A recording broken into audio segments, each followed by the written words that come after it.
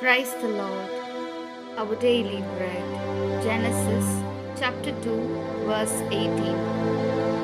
Lord God said, "It is not good for the man to be alone.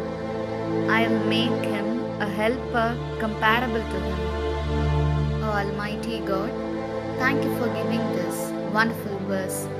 May your presence shower us on us. O Lord, you have given us a suitable companion for us as humans. You have given each of us a husband and wife. May we love them, live in peace, and realize that the two are one flesh. Just as you work together with the Father, so may we also work together with our spouses and live as people who fulfill your will. We ask this in the name of Jesus Christ. Amen. அன்றாட உணவு. தொடக்க நூல் அதிகாரம் 2 இறை வார்த்தை 18. பின்பு ஆண்டவராகிய கடவுள், மனிதன் தனிமையாக இருப்பது நல்லதன்று, அவனுக்கு தகுந்த துணையை உருவாக்குவேன் என்றார். அன்பின் தகப்பனே, இன்றைய நாளிலே இந்த இறை மன்னாவை கொடுத்ததற்காக நன்றி ஆண்டவரே. இறைவா, மனிதர்களாகி எங்களுக்கு தக்க துணையை எங்களுக்கு வழங்கி இருக்கின்றேன். நீர் எங்கள் ஒவ்வொருவருக்கென்று கணவனையும் மனைவியையும் அளித்திருக்கின்றீர்.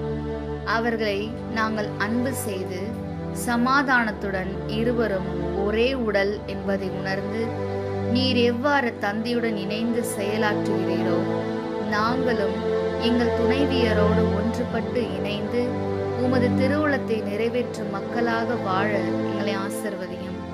ஆமென். அன்னநுள்ள போஜனம். உல்பத்தி 2ஆம் அத்தியாயம் 18ஆம் வாக்கியம்.